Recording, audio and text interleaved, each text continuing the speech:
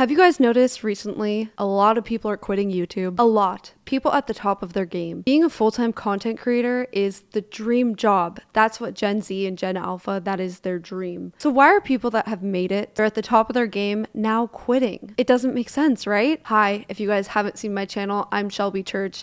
I've been doing YouTube since I was 14. I'm 28 now, so 14 years. I feel like I grew up with YouTube and I've seen all the changes and can really speak to why this is. Okay, I have a lot of notes. This is gonna be a long one. I don't normally do videos like this, but I just felt compelled to today. You can also listen to this as a podcast style, maybe go on a walk or something. But we're gonna chat about why people are quitting YouTube. Of course, the overarching reason that we see is burnout. But why are YouTubers getting burnt out? Can't you just take a break? These YouTubers that get the most burnt out are the ones that make the job all-consuming. I've noticed in some of these quitting videos, people say that it was their whole life. Specifically, Matt Pat's video. He talks about how him and his wife, they're working on this YouTube channel all day and then they sit down for dinner and they just talk about YouTube more. And they don't really have time for anything else. I don't love late nights. I don't love the fact that Steph and I have been work first for over a decade. I'm sitting down at dinner with my best friend and we're talking about business logistics. That honestly does sound exhausting, to just like live, eat, sleep, breathe your YouTube channel and not have a lot else outside of it. Same thing with Tom Scott. I had not seen his channel before, but I was like, wow, these videos are really good. He said it was his whole life and he didn't have time for a whole lot outside of it. I'm so tired.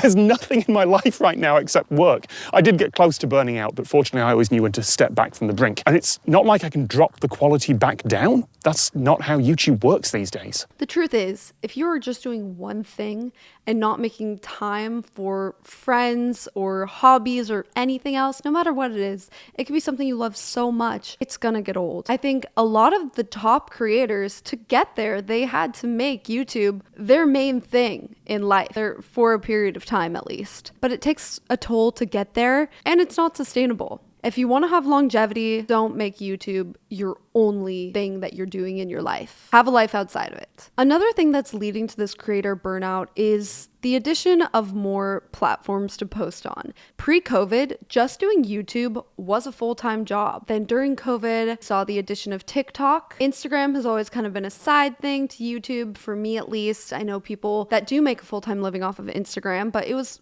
more of a side thing. And now today, when I talk to people, there is this pressure to post at least once a week on YouTube, 3 times a day on TikTok, every day on Instagram if you can. Oh, and it needs to be a reel. It can't just be photos because Instagram doesn't do photos anymore really. Each algorithm wants you to edit it natively. So you kind of have to do separate cuts for each platform. You still need to be replying to your emails, doing edits for any brand work. And every once in a while, a new platform will start to pop up and you better get on it early, like Threads, Lemon8 to kind of fizzle out. But there's more and more platforms and it's hard to be consistent on all of them. I find it's impossible, just myself, to be consistent at the levels that you say you should be. If you haven't done content creation, it might sound doable, but if you have been a content creator, you know that is really hard to pull off if you're trying to hit a certain level of quality. And these YouTubers that are quitting have amazing quality videos. The more platforms I've found, there is more pressure and it just always feels like you're behind. That feeling that you're behind does contribute to burnout and it just kind of makes me resent the other platforms, to be honest. Generally, we're finding the more platforms there are, the more pressure there is. And you might think, why not just focus on YouTube? What we're finding is most content creators don't want to put all their eggs in one basket because the algorithms can change. So there's this pressure to be consistent on every platform, to diversify to every platform, just to kind of keep some safety in case the YouTube algorithm isn't showing you much love anymore. But it's really hard to pull that off if you're just one person. Very difficult. People are able to do it though.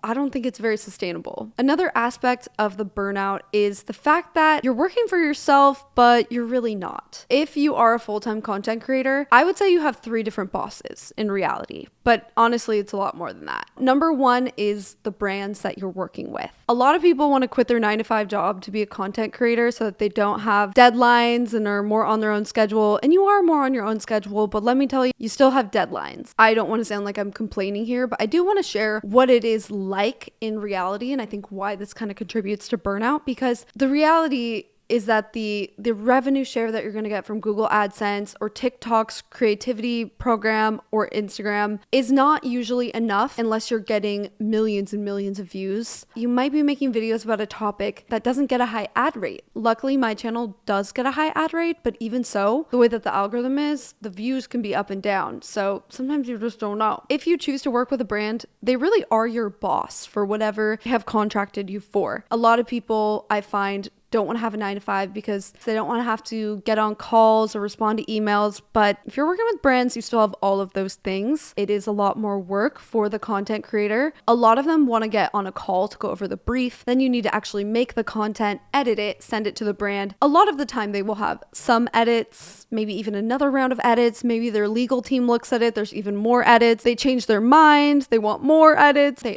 could ask you to reshoot. A lot of times in the contract, there will be a max of these, like 2 edits or 2 reshoots. And then when the collaboration is done, they want to have all the insights. So you need to send that over. So it is more time consuming. Of course, though, it is worth it, or else people would say no to brand deals. The money is a lot better than AdSense, and that's really what allows people to create content for free for people online. Overall, just working with brands adds a level of stress and more time. The second boss, I would say, is the algorithm. The dream is to be a content creator and just make videos about what you're passionate about, but you do have to play the game of the algorithm at least a little bit. I don't think you need to do it all the time. Some people do. Every successful channel I know thinks about what is going to do well, what kind of title, how to format it. It can be draining. I would say even soul-sucking if all you're doing is making videos that you think are going to do well. But with the way that YouTube algorithm is, your audience, you won't even have an audience if the algorithm's not pushing it. They kind of are ahead. But yeah, you need to be making videos that your audience wants to see.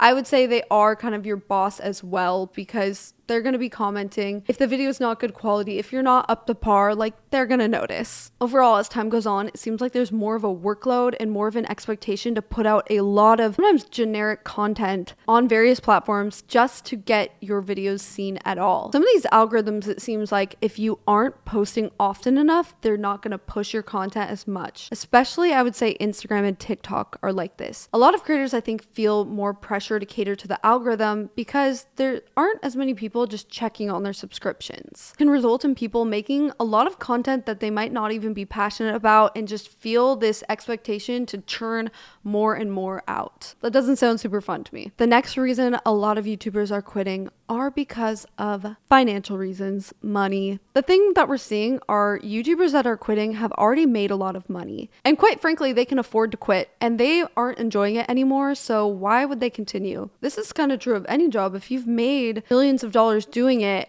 and you don't like it anymore, you can afford to just stop. And so I think that's what we're seeing. I don't know how much these specific channels would make, but if I were to guess, any channel that has over 5 million subscribers and is averaging, over 1 million views a video, just based on what I know about monetizing, it does depend on maybe the niche or whatever, but I think a lot of them have made a lot of money. Especially in the case of Emma Chamberlain. Do you think that girl needs to post on YouTube? Do you think she needs to post anymore? No way. She's made a ton of money. Honestly, this is a simple answer, but I do think a lot of these creators quitting just simply don't need the money anymore. The passion is kind of gone as well. But I think another interesting part of the money side of it is there's actually a lot of money to be made off of YouTube. Podcasting, TikTok, and Instagram have become big sources of income. Pre-COVID, TikTok didn't exist, so a lot more brands were spending money on YouTube. But now I think a lot of brands see a YouTube video as a larger investment, and it's more risky to spend, say, $20,000 on one video than to spread out that $20,000 amongst 10 TikTokers. I'll also add that it's more saturated now. There are more people that have just randomly blown up and maybe don't know their worth. So these brands might be able to lowball them. I'm sure this is happening. And I would guess they're probably getting a better deal on TikTok some of the time, but there is a lot of transparency out there among creators, so maybe not. Overall, what I've seen in the last couple years is less money being spent on YouTube, but the work to make a YouTube video is still a lot. I have some YouTube friends who just make a full-time living on Instagram now. And there have been times where I've made more on Instagram. And the thing is, making a YouTube video is a lot more work, a lot more time consuming. And so if people are getting these offers to make just a TikTok or an Instagram post for thousands of dollars, unless they have this true passion for filmmaking, I think a lot of people are saying, why am I making YouTube videos at all? It's a lot more work. Although I will say the AdSense program on YouTube definitely still pays better than TikToks or Instagram, which doesn't even really have one anymore. But just one TikTok brand deal that takes you less than an hour to make could be more than an entire month of your AdSense payment. That is the reality of what it's like. You don't really need YouTube anymore. There's actually probably more money in the short form content, and it's also a lot less time consuming, which gives you more time to work on other business ideas, or you could even have a 9 to 5 and do TikTok on the side. A lot of people do that. And then there's podcasting. You may have noticed that a lot of celebrities and a lot of YouTubers have started podcasts, and that's because the ad rates are way better than YouTube. You don't see a lot of celebrities starting YouTube channels, but every so often you do. A podcast is, I'm not saying it's not any work. It's definitely, there is time put into it, but in general, it is way less time consuming than a YouTube video. For me, a YouTube video usually takes 30-ish hours to make, depending on the video. This one will be a lot less. And a podcast might take 2 hours to record, and most people,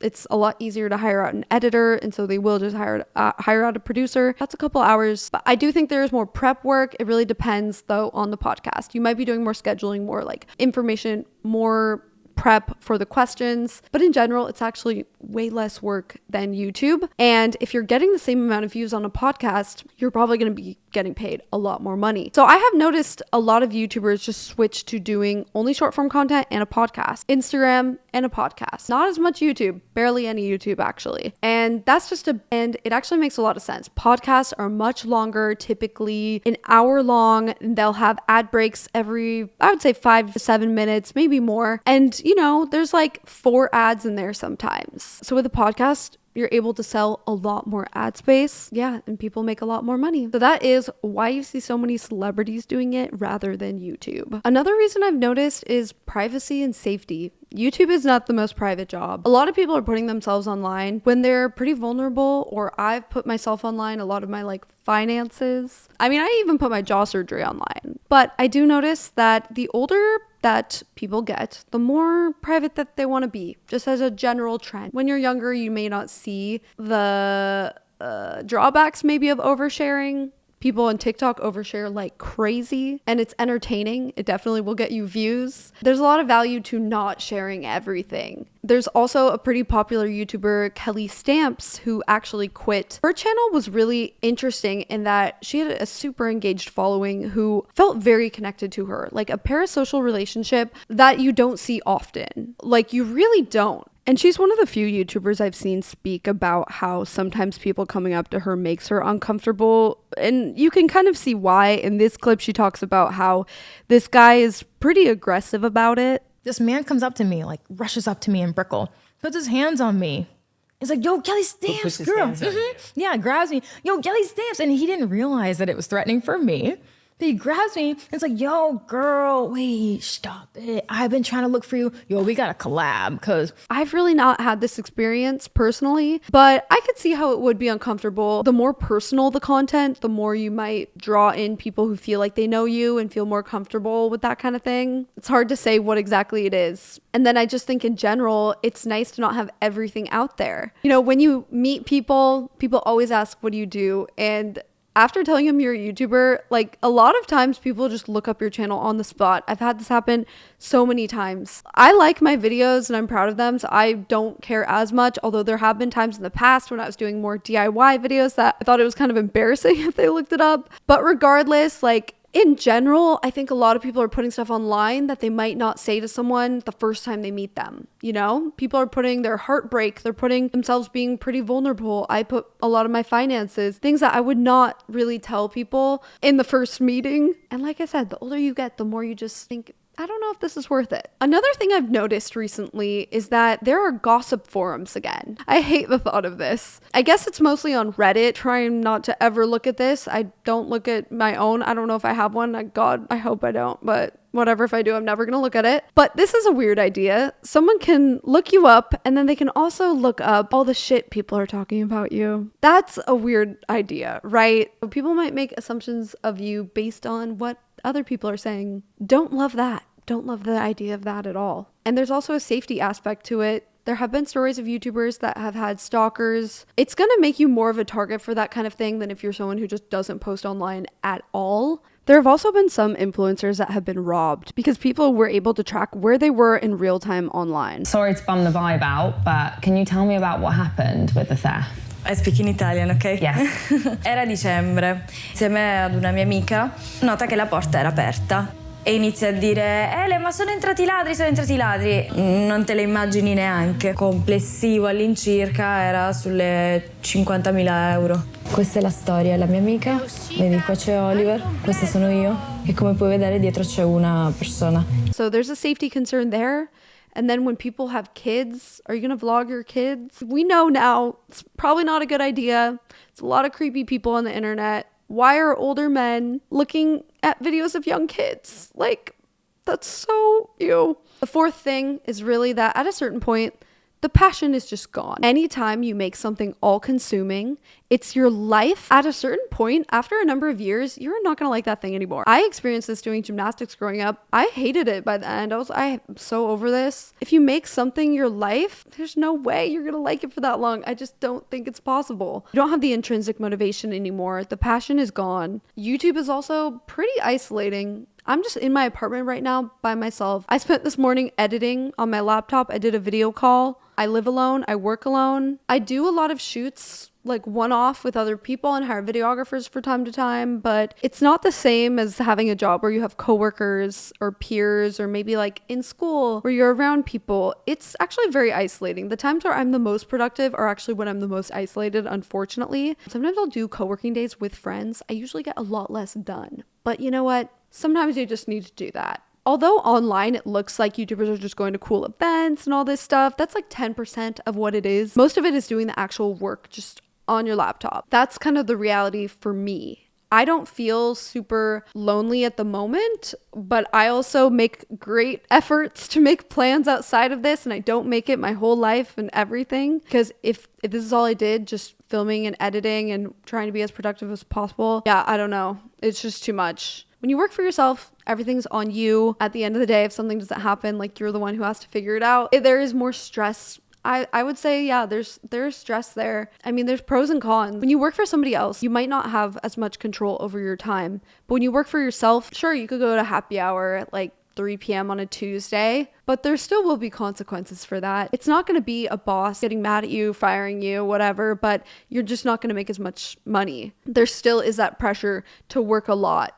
And there's not as much of a boundary. You might feel like you need to work all the time. Sometimes I feel like I'm just never done. I think a lot of YouTubers feel like that. Yeah, I think for a lot of YouTubers, it is either pretty isolating or you might hire a team and find that now you are more of a manager of people than someone doing creative work. Then it may not be as isolating, but it does seem to be pretty stressful. But take Matt Diavella, for example. He just posted a video about how he had hired a whole team of people. All of a sudden, he was working more but not doing any of the fun creative work he got to do. I think he said he might have been making less money because he was spending so much on people's salaries. And just overall, it was draining. It wasn't fun anymore. He had created a job for himself that he didn't really want to do. Out that when you scale your business, a lot of other unintended things scale.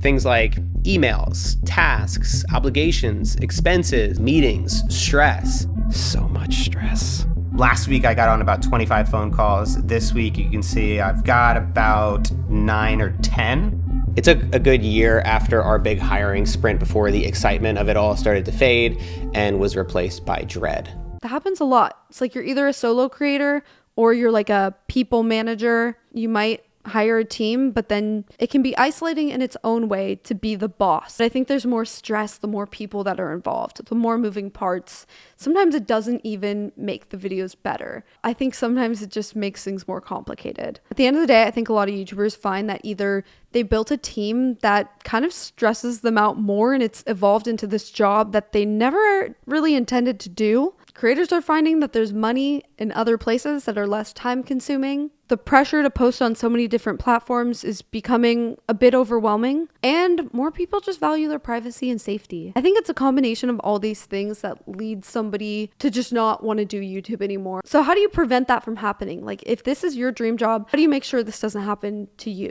I think first thing is you need to have some boundaries. Don't make being a YouTuber your whole life. Consider actually having a different source of income. I think the people that enjoy YouTube the most are the ones that actually have a full-time job and just do it for fun on the side. There was a YouTube channel, I think Simply Nailogical was still a data analyst, ran the successful YouTube channel, but liked having her full-time job. Like I crave that regular life. I really do enjoy kind of that mind swap of the creativity and then going back to like a normal person job, if you want to call it that. There's no shame in having a 9-to-5 job. Like, that stability can be really great. It can be great psychologically. I think sometimes when that pressure is off, people just do better anyway. Posting when you actually have something to say rather than to fill a slot every Saturday or whatever. Another thing that helps is prioritizing having more connection, even if it makes you a little bit less productive. Like I said earlier, my most productive times are usually when I'm just editing in my apartment, because then I can use my voiceover mic, but I hate it. I hate doing that. I hate just being in my apartment all day. Personally, like sometimes it's kind of nice, but I want to get out in the world. Even if it's a little less productive sometimes, I prioritize having a co-working day with a friend, meeting for coffee with a creator whose videos I like, going to some events, even if I don't necessarily see exactly how it might make me money. One, it is helpful to know other YouTubers. I can ask them questions. What do you think of this thumbnail? Is this a good rate? Like this and that, anything. It's really helpful. But it also just is good for you to have connection in general, and this is not a job where it's gonna come to you. You have to seek it out, so I would make sure you do it. Honestly, it's harder if you don't live in LA or New York. When I lived in Seattle, there were hardly any other creators, so it was harder, but there are some, so you can always try. The last thing I think that will really help in the longevity of a YouTuber is taking some of the pressure off with the other platforms. Yeah, if you want to grow on TikTok, everyone says you need to post these certain amount of times per week or per day or per month. It's just not possible, especially if you're trying to make one a lot better quality one week. It feels like right now it's quantity over quality. I think long-term quality is definitely always going to win over quantity. Really what you want to be at the end of the day is a YouTuber, because I think there's so a lot of benefits to being on YouTube rather than other platforms. It's okay if you don't post 3 times a day on TikTok. I try and be consistent on all of them as much as I can, but when there's too much pressure and it feels impossible, it just makes it not fun anymore. It makes me not want to do it, and it kind of makes me resent the other platforms when they actually can be fun if you just let yourself post when you have something to say or when you feel like posting, and you don't make it this strict thing. Because YouTube, I still think, is a great place to be creating content. You connect with an audience so much deeper on here than you do on something like TikTok or Instagram. Like, we've seen TikTokers have meetups at VidCon. Nobody shows up. Half the people I watch on TikTok, I don't even know their name. I don't know their username. It's much more algorithm based. And YouTube is kind of going in that direction, more algorithm based, but it still is deeper. People know you more. There's so much more value in that. Also, I will say the AdSense program is still the best on YouTube. So that's what I've noticed about why people are quitting YouTube. Let me know down below. What do you guys think? Are you guys sad that some of these people are quitting? Do you think it makes sense? Have you guys sensed a change in YouTube? Thank you guys for watching this video. I know it was kind of a long one and kind of different, but I hope that it was entertaining or insightful in some way. And I'll be back to making my normal videos next week. Gonna be a really cool one about an electric boat, actually. Super cool. So stay tuned for that, and I'll see you soon. Bye.